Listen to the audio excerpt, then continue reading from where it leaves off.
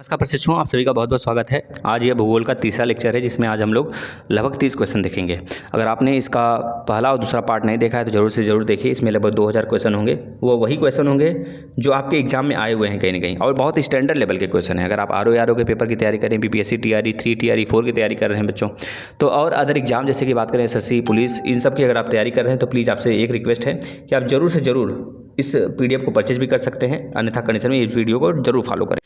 आपको इससे यह फ़ायदा मिलेगा इसको फॉलो करने से कि आपके सारे क्वेश्चन रिवाइज होते चले जाएंगे। अगर आपकी संख्या बढ़ती है तो ऐसे ही हम हिस्ट्री के भी और पॉलिटी के भी क्वेश्चन आपको कराना शुरू कर देंगे, ठीक है। लेकिन अपनी संख्या बढ़ाइए। पहले मैं प्रयास करूंगा कि इस 2000 क्वेश्चन को बहुत ही एक्सप्लेनेशन के साथ, पूरे एक्सप्लेनेशन के साथ आपको फिनिश किया जाए, फिनिश करके दे दिया जाए, बिल्कुल प्रोवाइड किया जाए फ्री में बच्चों। तो आप लोग डेली फॉलो करिए, क्योंकि 30 क्वेश्चन अगर आप डेली लगा रहे हैं फुल एक्सप्लेनेशन के साथ, बहुत सारे क्वेश्चन भी सीख रहे हैं। 30 क्वेश्चन है, अगर हम करा रहे हैं 20 क्वेश्चन करा रहे हैं तो 20 क्वेश्चन समझ लीजिए डबल क्वेश्चन आपको बताया जा रहा है एक्सप्लेनेशन में। तो ऐसे क्वेश्चन अगर सीखा जाए तो बहुत ही अच्छा रहेगा। और आप अपने भाइयों को भी जोड़िए, कभी जोड़ने का प्रयास करिए, उनको सेंड करिए। किसी का भी एंट्रेंस एग्जाम हो कहीं पर, उनको सेंड करिए, भाई जुड़िए इससे। 9 बजे डेली ये क्लास होता है, आपको यहाँ पर पूरा फुल डिटेल में ज्योग्राफी से में कराया जा रहा है, करिए। अगर परचेज करना हो तो 6386087535 पर आप एक बार व्हाट्सअप करिए और 99 रुपीज़ को पे कर आप इसको परचेज कर सकते हैं, इस PDF को। चलिए हम लोग देख लेते हैं। किसी पर्वत के पौनों से विमुख ढाल पर वर्षा नहीं होती है, इस ऐसे क्षेत्र क्या कहलाते हैं? ऐसे क्षेत्र को क्या कहते हैं बच्चों? वृष्टि छाया कहते हैं। क्या कहते हैं? वृष्टि छाया कहते हैं। किसी पर्वत के पौनों से विमुख ढाल पर वर्षा नहीं हो पाती है तो इसे कहा जाता है वृष्टि छाया क्षेत्र। जैसे कि मान लीजिए पहाड़े इधर हैं, यहाँ से हवाएं आई, इस पर लड़ी, लेकिन इस वाले ढाल पे क्या हुआ? वर्षा नहीं हुआ। जब इस ढाल पे वर्षा नहीं हुआ तो इसे कहते हैं वृष्टि छाया के क्षेत्र में आ गया ये वाला इलाका पूरा। तो भारत में भी ऐसे होते हैं, जब पछुआ पवनें चलती हैं तो वृष्टि छाया प्रदेश बन जाता है कुछ जगह, है ना। तो जम्मू कश्मीर वगैरह में बारिश नहीं हो पाती है, ठीक है बच्चों। चलिए नेक्स्ट आ जाते हैं। वृष्टि छाया प्रदेश क्या है? पवन विमुख ढाल एवं उनके आसपास के निम्न भूमि में अपेक्षाकृत कम वर्षा होती है, इन्हें वृष्टि छाया का क्षेत्र कहते हैं। महाबलेश्वर एवं पुणे एक ऐसे, महाबलेश्वर की चोटियाँ कहाँ पे आ जाती हैं बताइएगा? महाराष्ट्र में। पुणे यानी कि मुंबई की बात कर रहा है, महाराष्ट्र की बात कर रहा है। पुणे एक दूसरे के निकट होने के बावजूद महाबलेश्वर में वर्षा 600 सेंटीमीटर होता है, सोच लीजिए। जबकि पुणे में मात्र 70 सेंटीमीटर वर्षा होती है, बहुत ही नज़दीक होने के बावजूद भी। क्योंकि महाबलेश्वर इस प्रकार से, तो यहाँ पे बारिश होती है तो इस वाले इलाके में बारिश हो जाती है। यहाँ पर महाबलेश्वर की चोटियाँ हैं, है ना, तो इस प्रकार से बारिश हो, लेकिन इस वाले इलाके में बारिश नहीं हो पाती है क्योंकि वृष्टि छाया प्रदेश में आ जाता है। नेक्स्ट ओस, ओस जिसे कहते हैं। ओस की उत्पत्ति तब होती है जब, ओस की उत्पत्ति तब होती है, बताइए कब होती है? जब नम वायु शीतल तल के संपर्क में आकर संघनित हो जाती है। जो ठंडी हवाएं होती हैं शीतल होकर संघनित हो जाती हैं, बहुत सारे एक तरह से ड्रॉपलेट में बदल जाती हैं, उसे कहते हैं ओस, ठीक है बच्चों, याद रखना है। देखिए नेक्स्ट, यहाँ पे देखिए इसका एक्सप्लेनेशन दिया गया, आप देख सकते हैं वही जो हमने बताया है। यहाँ पे 2 है, 2 उस साइड है। समुद्र के नीतल के भागों को तट से बढ़ती दूरी के क्रम में दिखाइए। नीतल के भाग को, नीतल के भाग को देखिए, 2 ऑप्शन इधर हैं, 2 ऑप्शन कहाँ पे है? इस साइड है, ठीक है ना, नीतल। तो इसका करेक्ट आंसर क्या होगा हम आपको बता देते हैं। पहले वाले पे चलते हैं ऑप्शन पे। देखिए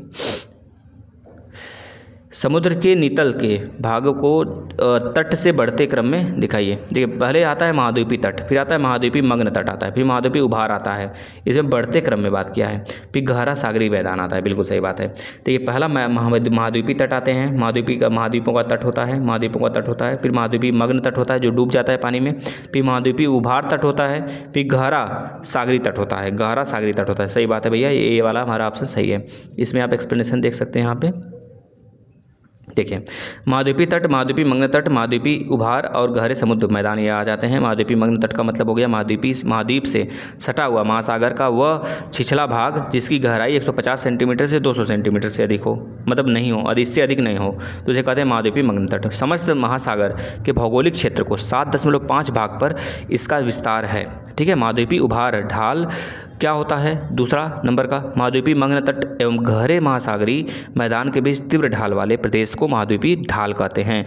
यह महाद्वीपीय खंड का अंत माना जाता है। इसके ढाल का कोण जो होता है 2 डिग्री से लेकर 5 डिग्री तक होता है। महासागरों के कुल क्षेत्र का 8.5% भाग पर इसका विस्तार है। महाद्वीपीय ढाल के बाद सपाट मैदान को गहरा महासागरीय मैदान कहते हैं। इसके बाद है यह मैदान सदृश महासागर का गहरा तल होता है जिसे नीतल मैदान कहते हैं। यह महासागर नीतल का सर्वाधिक विस्तृत क्षेत्र है। महासागरों के कुल क्षेत्र पर 75.9% क्षेत्र पर इसका विस्तार होता है, ठीक है। नेक्स्ट चलते हैं। समुद्र तल में कौन सी यौगिक सर्वाधिक मात्रा में पाया जाता है? समुद्र तल की बात किया जा रहा है। अगर समुद्र तल में कौन सा यौगिक सबसे अधिक मात्रा में पाया जाएगा तो सोडियम क्लोराइड पाया जाता है।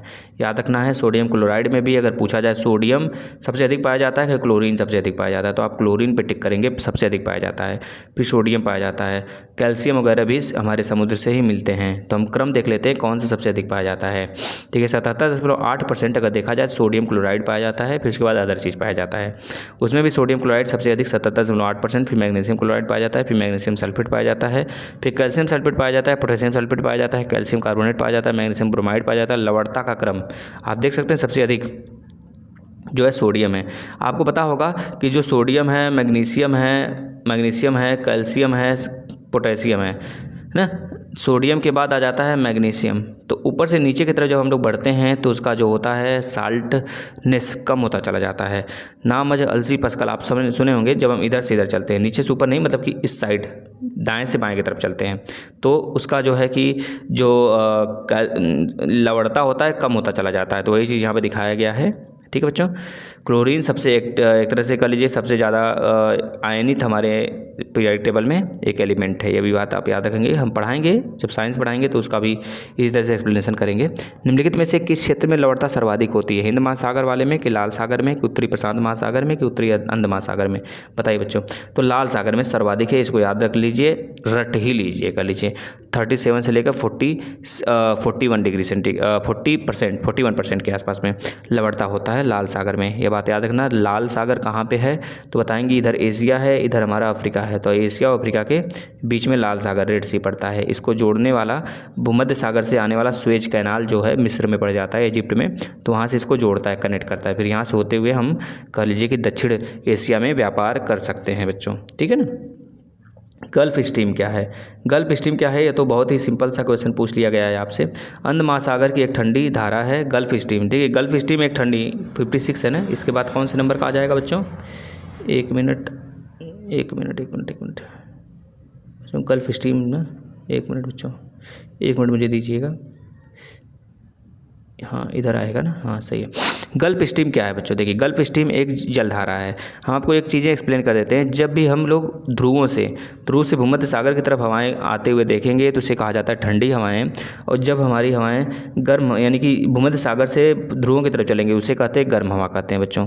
यह डोलड्रम की पेटी वगैरह डिसाइड करता है। डोलड्रम की पेटी अभी हम लोग देखे हैं 0 डिग्री से 5 डिग्री नॉर्थ, 5 डिग्री साउथ जो क्षेत्र बनता है वह एक तरह से कह लीजिए डोलड्रम की पेटी होती है। वहाँ पर गर्म हवा का क्षेत्र बन जाता है और वहाँ पे हमेशा बारिश होता रहता है बच्चों।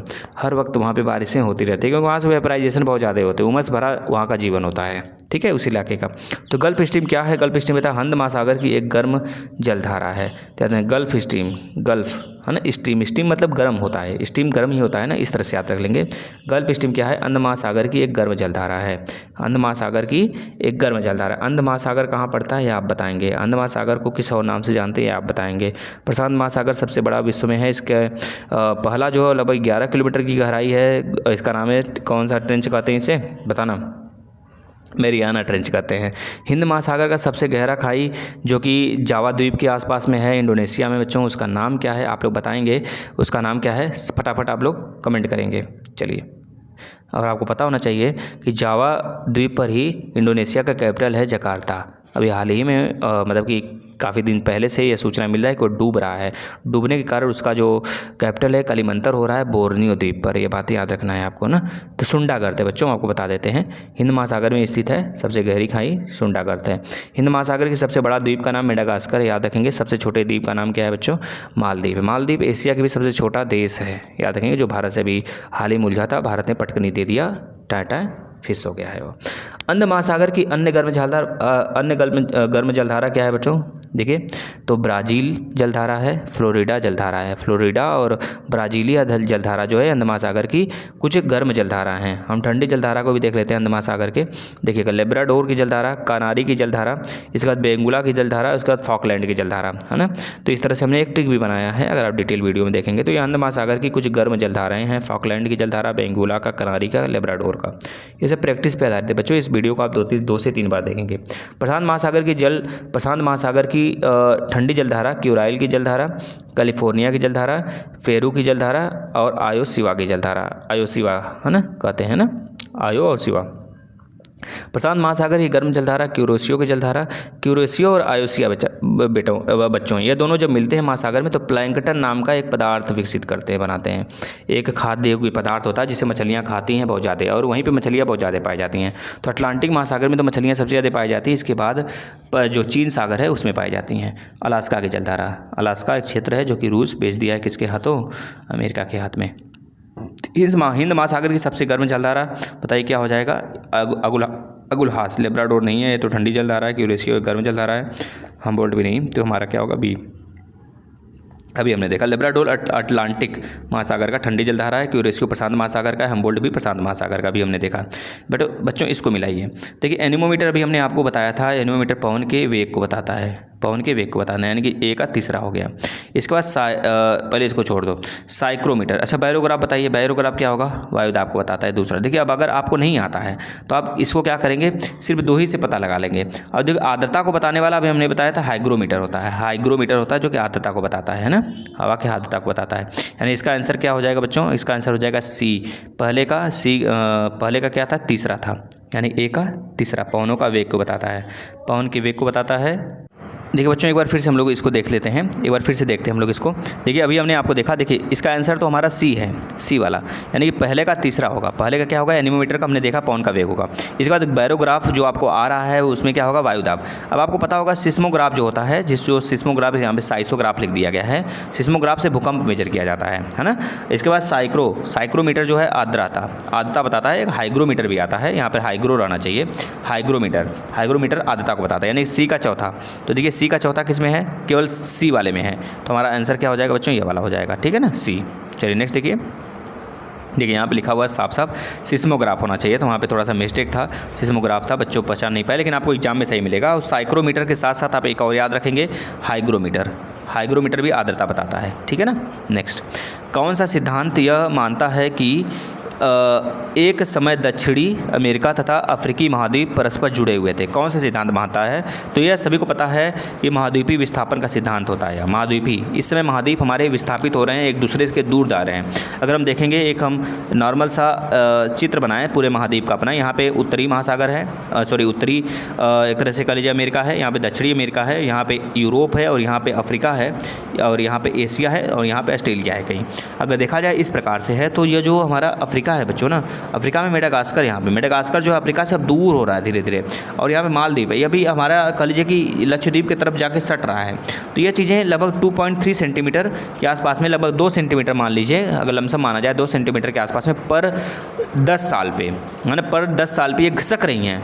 समझ लीजिए धीरे धीरे करते हुए कितनी दूर ये चली जाएंगी। इसी तरह से बहुत करोड़ों साल, लगभग हमारी पृथ्वी जो बनी हुई है 5 करोड़ माना जाता है, 5 मिलियन करोड़ नहीं, 5 मिलियन मान लीजिए, 5 मिलियन ईयर एगो हमारी पृथ्वी का निर्माण हुआ था बच्चों।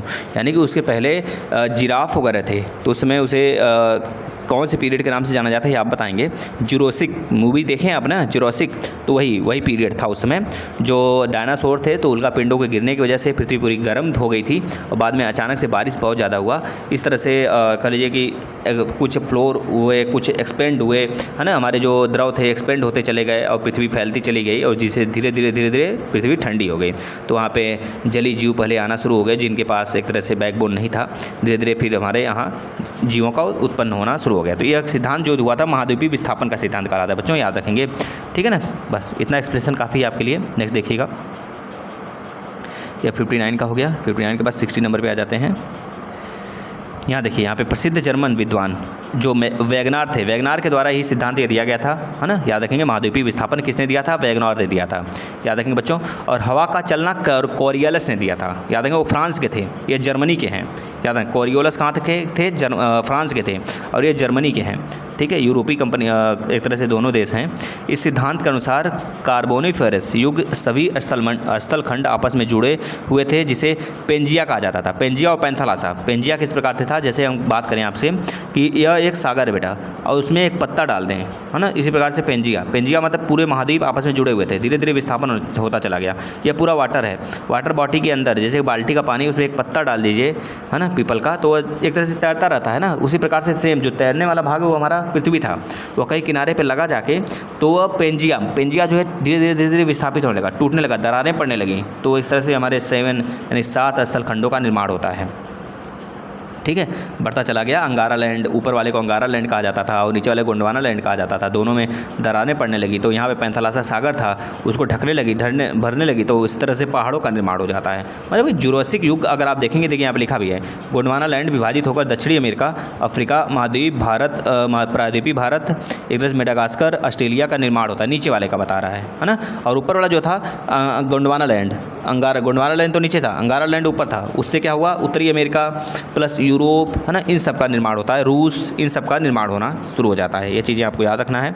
और हमारा जो हिमालय पर्वत है, यह एक तरह से कह लीजिए कि पैंथालासा और मतलब कि जो इन्होंने वैज्ञानिकों ने जो बताया था, यह उसी पे डिपेंड करता है।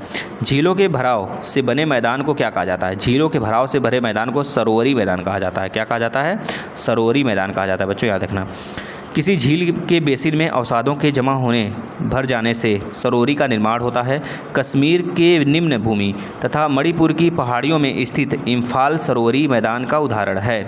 यह मैदान कृषि कार्य के लिए उत्तम है। ठीक है, इसके बाद नेक्स्ट आ जाते हैं। चूने की चट्टानों के क्षेत्र में बने मैदानों को क्या कहा जाता है? चूने के क्षेत्र में बना हुआ है बच्चों, तो कास्ट मैदान इसे कहा जाता है। यह बात आप याद रखना, शायद आपको यह आप कभी सुने ना हो, लेकिन जो बच्चे सुने हैं तो बहुत अच्छी उनकी तैयारी है। याद रखना, चूना पत्थर वाले क्षेत्रों में जो वर्षा होता है, जल भूमिगत जो होते हैं जल, है ना, घुलनशील हो जाते हैं। उसमें संपूर्ण भूभाग जो होता है, समतल मैदान को कास्ट मैदान कहते हैं। वहाँ पे डिवाइड होने लगता है, ऐसे कटने लगता है, तो चूना जो बनता है वहीं से बनता है बच्चों। चूना भी तो एक प्रकार का पत्थर ही है जो, अच्छा चूने का फॉर्मूला बताइए तो, है ना, जो अनबुझा चूना है वह CaO होता है, कैल्शियम ऑक्साइड, जो अनबुझा चूना है इसकी बात बता रहे हैं। और जो बुझ गया है CaOH का ट्वाइस, कैल्शियम हाइड्रोक्साइड होता है। ठीक बच्चों, चलिए नेक्स्ट। मैक्सिको की खाड़ी के किनारे भी कास्ट मैदान वाले हमें एक तरह से भूमि मिलती है। कास्ट मैदान एक अपरदनात्मक मैदान है। जलोढ़ मैदान में 2 मिट्टियाँ पाई जाती हैं। आपको पता होगा हमारे पूरे भारत में लगभग 40% जो मृदा है वह जलोढ़ मैदान है। 8 प्रकार की मृदा पाई जाती है हमारे पूरे भारत में, जिसमें 40% केवल जलोढ़ मैदान है। जलोढ़ मैदान में 2 प्रकार की मृदाएँ होती हैं, खादर होता है और एक भांगर होता है। खादर जो होता है, जो नदियाँ होती हैं ताज़ी जो बाढ़ लेकर आई हुई रहती हैं, उन्हें कहा जाता है। जो जल्द ही बहुत ही हाल फिलहाल में अगर बाढ़ आया रहता है तो उस मिट्टी जो जम जाता है उसे खादर कहते हैं। और बहुत वर्ष बीत जाते हैं, है ना, तो उन्हें जो बाढ़ आए हुए बहुत वर्ष बीत जाते हैं तो वहाँ पर जो मिट्टी जमी हुई रहती है उसे हम कहते हैं भांगर। ठीक है, बड़ी नदियों द्वारा परिवहित अवसाद के निक्षेपण से जलोढ़ का मैदान बन जाता है। भारत महाद्वीप में सिंधु, गंगा, ब्रह्मपुत्र का मैदान जलोढ़ मैदान के उदाहरण हैं। ठीक है ना।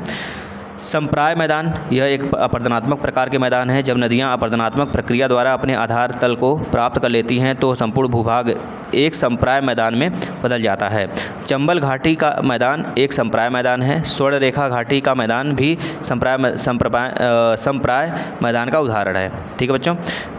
पर्वतों तथा मैदानों के बीच स्थित पठारों को क्या कहा जाता है? पर्वत और मैदानों के बीच जो स्थित होता है पठार, उसे क्या कहा जाता है? पर्वत और मैदान के बीच में, देखिए ध्यान से, पर्वतीय पठार कहते हैं। क्या कहते हैं? पर्वतपादी कहते हैं। क्या कहते हैं? पर्वतपादी पठार कहते हैं, क्योंकि पर्वत और मैदान के बीच स्थित है पठार, पर्वत और मैदान के बीच स्थित होता है। जैसे कि हमारा मुंबई वाला क्षेत्र आ जाता है, महाराष्ट्र वाला इलाका आ जाता है, दक्कन ट्रैप आ जाता है, ये सब आ जाते हैं इसमें, तो याद रखना है पर्वतपादी पठार कहते हैं। इसके एग्जाम्पल भी आपको दिखाते हैं हम, देखिए नीचे। USA का अप्लेसियन है, अर्जेंटीना का पेटागोनिया पठार का है, USA का अप्लेसियन पठार है। याद रखेंगे, ये पूछा जाता है आपसे। एक और उच्च पर्वत से घिरे होते हैं और दूसरी ओर मैदान अथवा समुद्र से घिरे होते हैं, इन्हें कहा जाता है अप्लेसियन, यानी कि पेंटागोनिया या फिर अप्लेसियन कहा जाता है। जो पेंटागोनिया का पठार है अर्जेंटीना में है, अप्लेसियन का है USA में है। ये बात भी याद रखेंगे।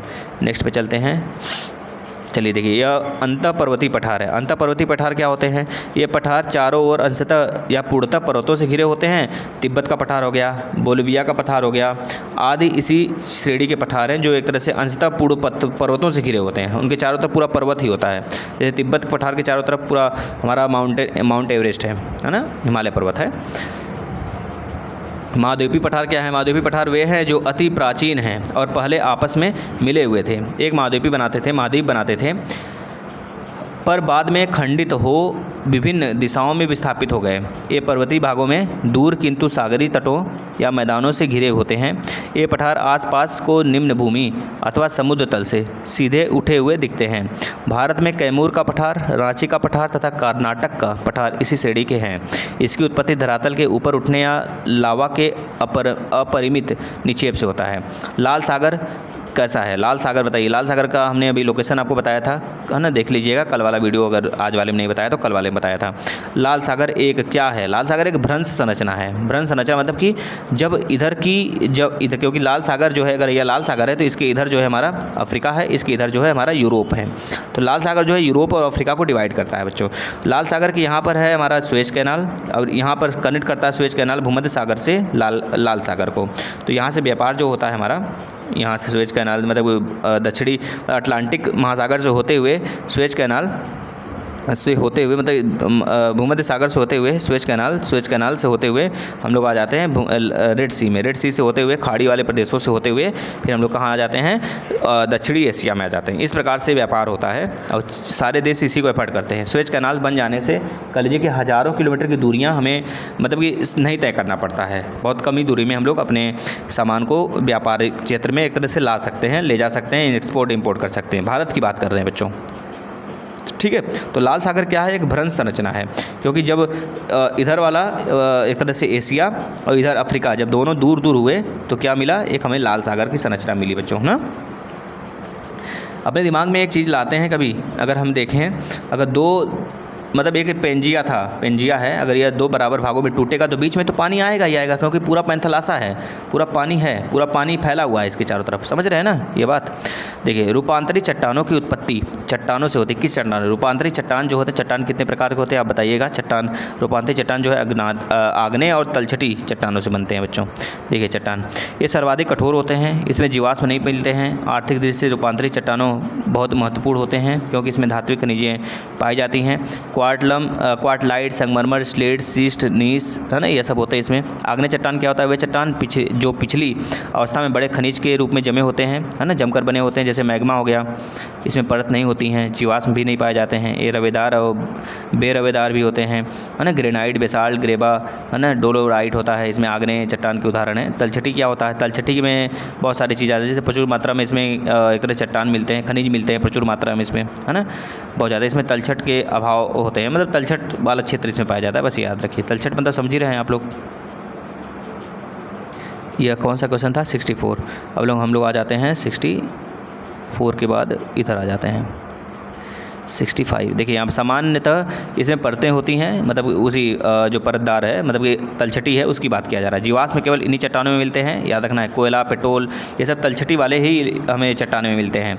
पृथ्वी तल पर सर्वाधिक 75% इसी का विस्तार है। बलुआ पत्थर, बालू, चूना पत्थर, चूना, जिप्सम का फार्मूला क्या होता है?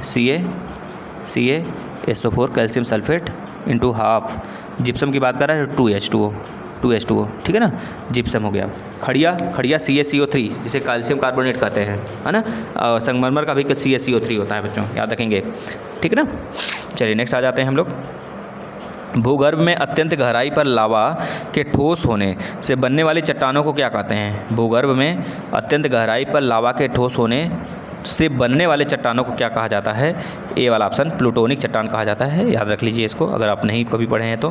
प्लूटोनिक चट्टान क्या होता है? भूगर्भ में अत्यंत गहराई पर लावा के ठोस हो जाने से बनने वाले चट्टान को प्लूटोनिक चट्टान कहते हैं। कौन सी चट्टान जैविक चट्टान है? तो अभी हमने आपको बताया था, जो तलछटी वाले चट्टान हैं, जैसे कोयला वाला, है ना, तो यही तुम्हारा जैविक चट्टान है। मार्बल वगैरह, ग्रेनाइट, स्लेट, ये सब आ जाते हैं इस लिस्ट वाले में, ठीक है बच्चों। नेक्स्ट, मिट्टी की परतों को क्या कहा जाता है? मिट्टी की परतों को संस्तर कहा जाता है बच्चों। क्या कहा जाता है? संस्तर कहा जाता है। कई सारे परत होते हैं, देख लेते हैं परत का नाम। देखिए पेडोकोल मिट्टी का एक प्रकार है जो संसार के शुष्क, अर्धशुष्क तथा उष्णाद्र क्षेत्रों में पाई जाती है। इन मिट्टियों में कैल्शियम और खनिज लवणों की मात्रा अधिक होती है। स्टेपी और प्रेरी घास के मैदान। स्टेपी कहाँ पाया जाता है? स्टेपी जो है यूरेशिया को जोड़ता है, एशिया और यूरोप को जोड़ता है। प्रेरी कहाँ पाया जाता है? प्रेरी अमेरिका में पाया जाता है बच्चों, है ना, उत्तरी अमेरिका में। मिट्टी के निर्माण का कौन सा प्रक्रम शुष्क उष्ण जलवायु के साथ संबंधित है बच्चों, बता देंगे डी कैल्सीकरण इसे कहते हैं, कैल्सीकरण कहते हैं, है ना। चलिए नेक्स्ट चलते हैं। टुंड्रा वाले इलाके में ज़्यादा होता है, जैसे कि जहाँ पे शीत बहुत ज़्यादा हो। पेडोलॉजीकरण, पेडोलॉजीकरण का मतलब होता है नम शीतोष्ण, याद रखेंगे। ठीक बच्चों, अगला चलते हैं। लेटेराइटीकरण, लेटेराइटीकरण में क्या आ जाता है, उष्ण आर्द्र आता है, लेटराइजेशन इसे कहा जाता है ना। लेटराइजेशन में क्या हो जाता है, इसमें लेटराइजेशन की क्रिया के फलस्वरूप जो है ना बच्चों, एक हमको अनुपजाऊ मिट्टी देखने को मिल जाता है। वहाँ पे अनुपजाऊ मिट्टी होती है, उपजाऊ मिट्टी नहीं होती वहाँ पे, है ना। तो याद रखेंगे अनुपजाऊ मिट्टी, क्रिया के फलस्वरूप मिट्टी अनुपजाऊ हो जाती है, ठीक है ना। तो याद रखना है उष्ण आर्द्र, यानी कि लेटराइटी क्रिया जो होता है, लेटराइटीकरण जो होता है, उससे क्या होता है, हमारी मिट्टी अनुपजाऊ हो जाती है, ठीक है ना। ये कौन सा क्वेश्चन था, 71 की तरफ आ जाते हैं। किसी, देखिए हमने 20 क्वेश्चन कर लिया 50 से 70 तक, अब 10 क्वेश्चन और करेंगे। किस मिट्टी का निर्माण प्रक्रम के, किसी मिट्टी यहाँ पे होना चाहिए था बच्चों। किसी मिट्टी के निर्माण प्रक्रम के अंतर्गत घुलनशील लवण ऊपर की ओर आते हैं। किस मिट्टी के निर्माण प्रक्रम, अच्छा किस होना चाहिए बच्चों, किस मिट्टी के निर्माण प्रक्रम के अंतर्गत घुलनशील लवण ऊपर की ओर आते हैं, घुलनशील लवण ऊपर की ओर आते हैं तो उसे कहा जाता है कैल्सीकरण, है ना। पॉडोलॉजीकरण नहीं होता है, लेटराइटीकरण नहीं होता है, लेटराइटीकरण से मिट्टी खराब हो जाता है ना। याद रखेंगे कैल्शियम मतलब केशिका क्रिया इसे कहा जाता है, जो जैसे कि मिट्टी का तेल का ऊपर चढ़ना तभी तो दिया जल पाता है, मतलब कोई लालटेन जल पाता है, याद रखना इसे कहा जाता है केशिकत्व, ठीक है बच्चों। नेक्स्ट देखिएगा, लवणीकरण प्रक्रिया मरुस्थलीय प्रदेशों में कार्य करती है जहां वाष्पोत्सर्जन वर्षण की तुलना में अधिक होता है। केशिका कर्षण की प्रक्रिया के द्वारा घुलनशील लवण मृदा की ऊपरी परत पर निक्षेपित हो जाते हैं, इसके कारण मृदा अनुपजाऊ हो जाती है, ठीक है बच्चों। नेक्स्ट देखिएगा, गंगा सिंधु मैदान में कौन सी मिट्टी सबसे अधिक पाई जाती है। गंगा सिंधु मैदान में सबसे अधिक जलोढ़ मिट्टी पाई जाती है, हमने बताया है, जहाँ पे बाढ़ वगैरह ज़्यादा आते हैं, जहाँ पे नदियाँ बहती है उसके चारों तरफ जो होती हैं जलोढ़ मृदा पाई जाती है, जहाँ पर खेती बहुत अच्छी होती है, गेहूँ की, धान की, है ना, जो मतलब धान की खेती बहुत ज़्यादा होती है, जिसको पानी की आवश्यकता होती है, धान हो गया, चाय हो गया, ये सब ना बच्चों, ठीक है। नेक्स्ट देखिएगा, इसे पेड़जॉल मिट्टी के नाम से भी जानते हैं। पेड़जॉल मिट्टी देखिए यह अत्यंत उपजाऊ मिट्टी होती है, मैदान होता है, भारत में लगभग 40 से 42% इसका भाग पाया जाता है। पेड़जॉल मिट्टी, यह मिट्टी अम्लीय, अनुपजाऊ और कृषि के लिए कम उपयोगी होती है। यह मिट्टी प्रायः कोड़धारी वनों की मिट्टी में राख के समान धूसर रंग की पेड़जॉल मिट्टी का मिलती है बच्चों, याद रखना है। लेटराइट मिट्टी क्या होता है, लेटराइट मिट्टी यह ईंट जैसी लाल होती है, यह लगभग कह लीजिए महाराष्ट्र वाले इलाके में, इसमें इलायची वगैरह जो केरल वाला इलाका है वहाँ पे पाया जाता है, तमिलनाडु का इलाका है, आंध्र प्रदेश का कुछ इलाका है वहाँ पाया जाता है, यानी कि कह लीजिए तटीय वाले भाग में, भारत के कोस्टल एरिया में ये देखने को मिल जाता है। कंकड़ पत्थर की प्रधानता रहती है इसमें, और सिंचाई प्रबंध के द्वारा इसमें खेती की जाती है। इसके बाद यह मिट्टी जो होती है इलायची और चाय, काजू की खेती के लिए ज़्यादा, काजू और इलायची याद रख लीजिएगा, ठीक है ना। केरल में ज़्यादा होता है, काजू की सबसे ज़्यादा खेती कहाँ पे होती है, केरल में होती है बच्चों। इसका निर्माण निछालड़, है ना, मतलब लीचिंग जिसे कहते हैं, प्रक्रिया द्वारा होता है। यह भवन निर्माण के लिए ज़्यादा उपयुक्त होता है, याद रखेंगे। और यह तमिलनाडु, देखिए हमने बताया ना कोस्टल एरिया जो होता है, तमिलनाडु, कर्नाटक, है ना, और मतलब केरल यहाँ पे होना चाहिए। फिर मध्य प्रदेश, असम, उड़ीसा राज्यों में यह मिलते हैं। नाइट्रोजन फास्फोरस का अभाव होता है, वैसे सारी मिट्टियाँ जो हमारी होती हैं उसमें नाइट्रोजन फास्फोरस का अभाव ही होता है। इस मिट्टी में यानी कि ह्यूमस का भी अभाव होता है, यह याद रखना, सभी मिट्टी जो भारत में पाई जाती है 8 प्रकार की, उसमें ह्यूमस का भी अभाव होता है।